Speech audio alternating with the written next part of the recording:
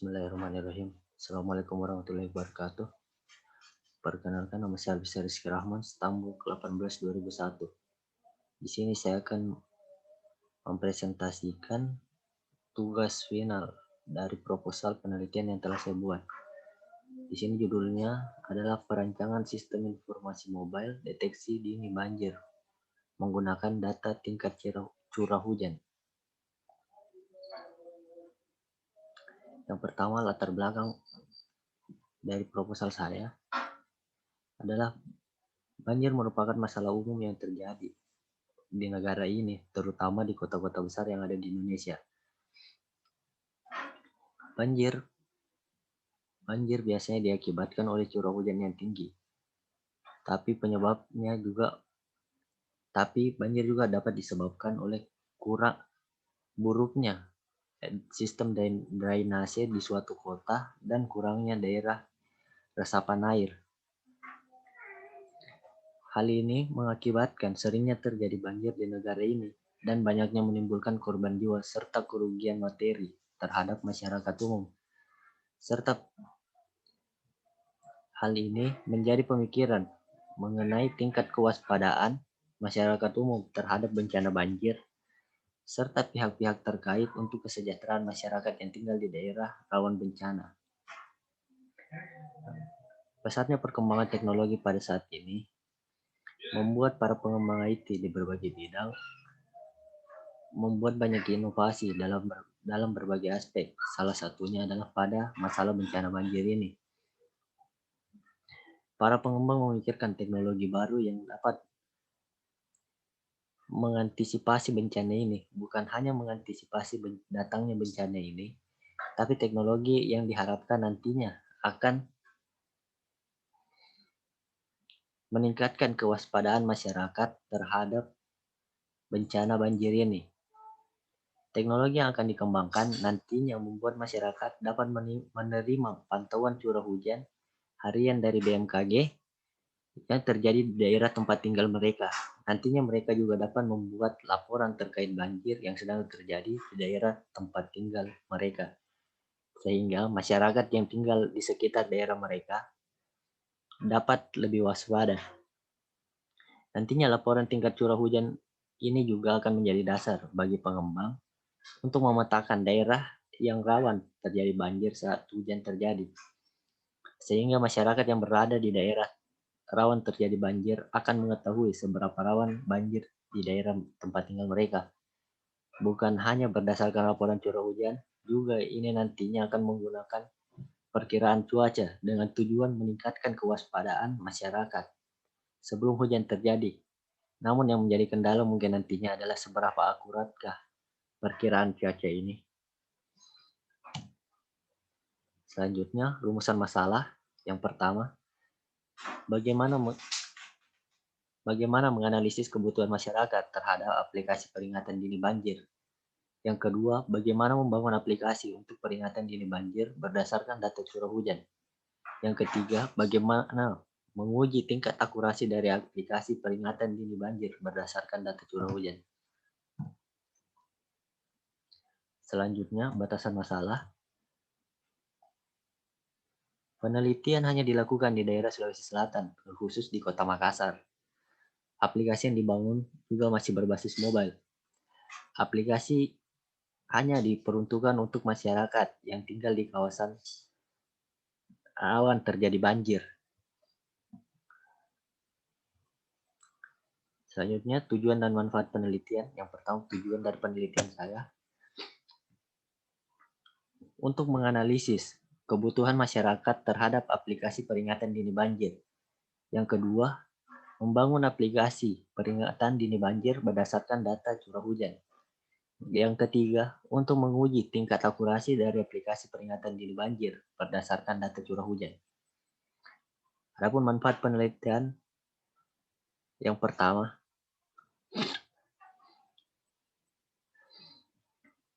sebagai sarana mengimplementasikan ilmu yang telah diperoleh selama perkuliahan di Universitas Dipa Makassar, khususnya dalam membangun aplikasi.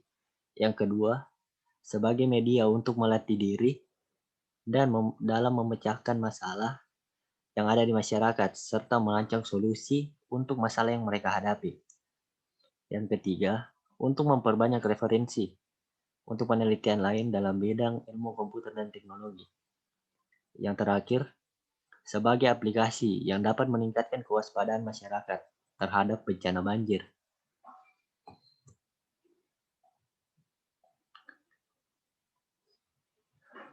Selanjutnya, kerangka pikir. Sini banjir merupakan luapan atau genangan air yang disebabkan oleh curah hujan yang tinggi dan menyebabkan banyak kerugian bagi masyarakat yang terkena bencana ini. Seringnya terjadi bencana banjir di negara ini menyebabkan banyak kerugian, mulai dari kerugian materi hingga korban jiwa. Hal ini dikarenakan kurangnya tingkat kewaspadaan masyarakat terhadap bencana ini dan kurang antisipasi dini masyarakat.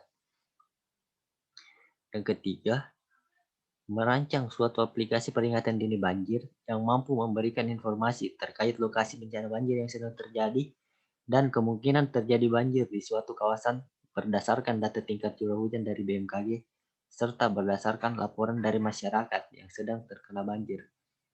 Yang terakhir, diharapkan dengan adanya aplikasi ini nantinya akan dapat meningkatkan tingkat kewaspadaan masyarakat terhadap bencana banjir dan sehingga masyarakat dapat mengantisipasi atau meminimalisir kerugian yang akan terjadi saat bencana banjir terjadi.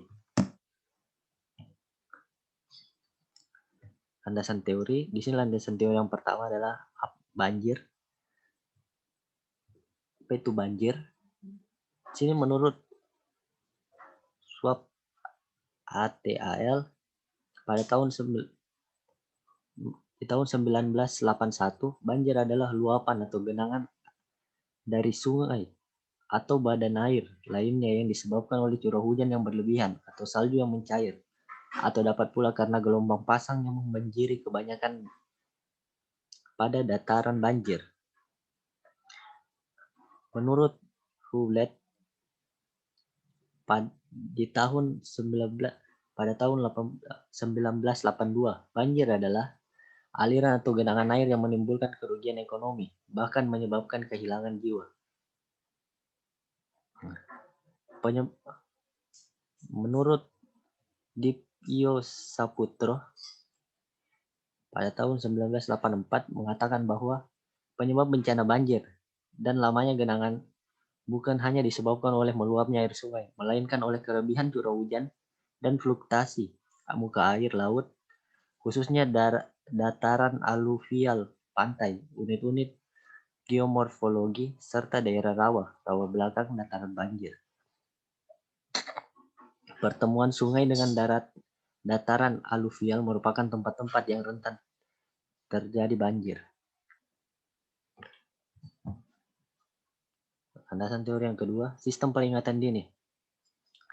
Menurut Unis DR, sistem peringatan dini merupakan serangkaian dari kapasitas yang diperlukan dalam menghasilkan serta menyebarkan informasi peringatan yang bermakna tepat pada waktunya untuk memungkinkan individu, masyarakat maupun organisasi yang terancam ancaman bahaya untuk dapat bersiap atau mengambil tindakan secara tepat dan dalam waktu yang memadai untuk mengurangi kemungkinan kerugian atau kehilangan. Landasan teori selanjutnya, Android. Android merupakan sistem operasi pada perangkat mobile. Sistem operasi ini banyak digunakan oleh masyarakat umum karena memiliki kelebihan dibanding dengan iOS. Salah satunya adalah bersifat open source. Android pertama kali dikembangkan oleh Android Inc., namun pada tahun 2005 Android Inc. dibeli oleh Google. Dan Android juga merupakan salah satu sistem operasi yang banyak digunakan di negara Indonesia. Selanjutnya, arsitektur pada Android. Yang pertama, application and widget. Application and widget adalah layer saat pengguna berhubungan dengan aplikasi saja. Biasanya pengguna mendownload aplikasi kemudian melakukan instalasi dan menjalankan aplikasi tersebut. Yang kedua, application framework. Application framework adalah layer di mana para pembuat aplikasi melakukan pengembangan pembuatan aplikasi yang akan dijalankan di sistem Android, karena pada layer inilah aplikasi dapat dirancang dan dibuat. Yang ketiga, libraries. Libraries adalah layer di mana fitur-fitur Android berada. Biasanya para pembuat aplikasi mengakses library untuk menjalankan aplikasinya. Yang keempat, Android Runtime. Android Runtime merupakan layer yang membuat aplikasi Android dapat dijalankan di mana dalam prosesnya menggunakan implementasi Linux. Yang kelima, Linux kernel adalah layer di mana inti dari operation system dari Android itu berada, berisi file-file sistem yang mengatur sistem processing, memory, resource, driver, dan sistem-sistem operasi Android lainnya. Selanjutnya, fundamental pada Android. Yang pertama, activities. Activities merupakan komponen yang menyediakan user interface atau UI kepada pengguna sehingga pengguna dapat melakukan interaksi. Yang kedua, service. Service pada fundamental ini tidak memiliki GUI tetapi berjalan secara background, contohnya memainkan musik atau mengambil data dari jaringan. Yang ketiga, broadcast receiver, berfungsi untuk menerima dan menyampaikan notifikasi sebagai contoh notifikasi baterai habis. Yang keempat, content provider, berfungsi untuk membuat kumpulan aplikasi data secara spesifik sehingga aplikasi dapat digunakan oleh aplikasi lain. Selanjutnya, MySQL. MySQL merupakan media penyimpanan data atau database yang mudah untuk diimplementasikan dan memiliki kapasitas yang cukup besar. MySQL memiliki beberapa keunggulan, yaitu dapat digunakan di banyak operation system, open source application, multi-user, performa kecepatan, dan memiliki banyak tipe data. Selanjutnya, Java. Java merupakan bahasa pemrograman yang mampu dijalankan di berbagai perangkat, termasuk perangkat mobile. Awalnya bahasa pemrograman ini dibuat James Gosling saat masih bergabung dengan Sun Microsystems. Saat ini bahasa ini merupakan bahasa dari Oracle tahun 1995. Bahasa pemrograman ini banyak mengadopsi sintaks dari bahasa pemrograman C dan C++, tetapi dengan sintaks model objek yang lebih. Aplikasi yang dibangun dengan Java umumnya dikompilasi pada Pcode atau bytecode serta mampu dijalankan pada berbagai mesin virtual Java atau JVM. Java merupakan bahasa pemrograman yang bersifat umum. Selain itu, Java secara khusus didesain untuk memanfaatkan dependensi implementasi seminimal mungkin. Java menjadi bahasa pemrograman yang paling populer saat ini dan secara luas dimanfaatkan dalam pengembangan berbagai jenis perangkat lunak. Selanjutnya, penelitian terkait dari penelitian yang saya lakukan. Di sini pada tahun 2007, Indianto et al. Telah melakukan penelitian dengan judul perancangan sistem prototipe pendeteksi banjir peringatan dini menggunakan Arduino dan PHP. Pada penelitian ini, mereka telah berhasil membuat atau membangun alat yang dapat mengukur ketinggian air dan memberikan informasi tersebut kepada penduduk setempat. Kemudian pada tahun 2019, Ramdhani melakukan penelitian dengan judul Pembangunan aplikasi peringatan dini cuaca dan banjir bagi pengendara motor berbasis Android. Pada penelitian ini, Ramdhani berhasil membangun aplikasi mobile yang dapat memberikan informasi kepada pengendara motor terkait banjir yang sedang terjadi di suatu jalan. Selanjutnya, waktu dan tempat penelitian. Waktu penelitian dilakukan sekitar bulan Mei. Pada pertama kali tugas diberikan, dilakukan sampai bulan Juli, yaitu pada final hari ini. Tempat penelitian dilakukan secara online sehingga dapat dilakukan di mana saja.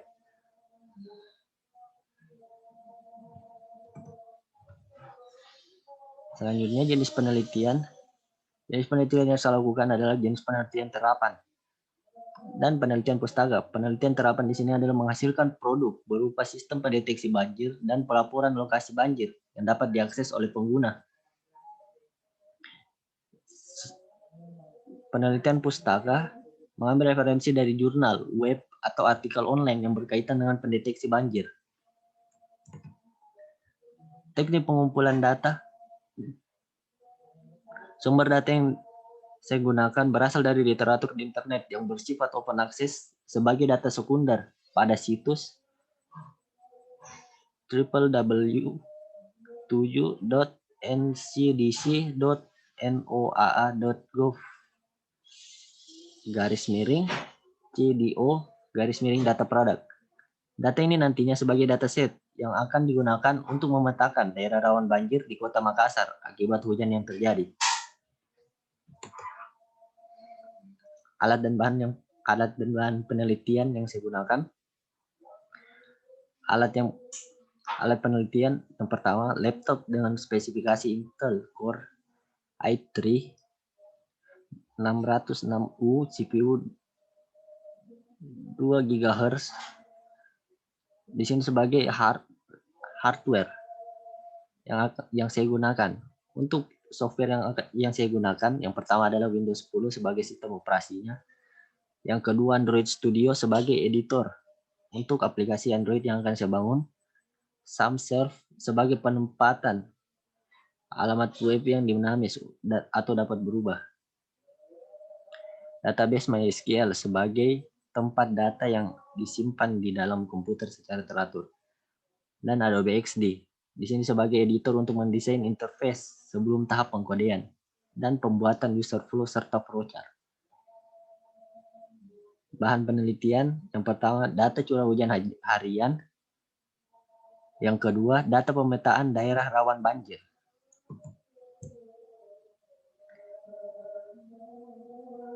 Arsitektur perancangan sistem.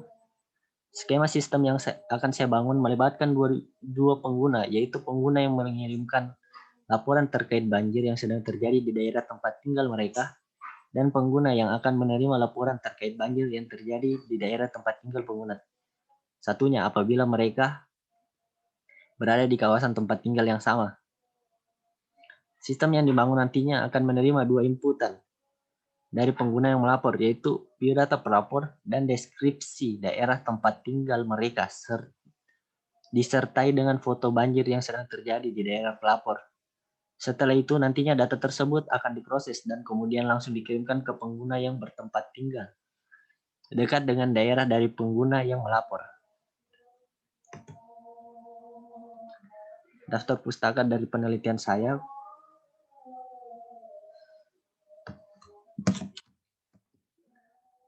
Selanjutnya, ya mungkin itu saja yang dapat saya sampaikan. Lebih dan kurangnya mohon dimaafkan. Wassalamualaikum warahmatullahi wabarakatuh.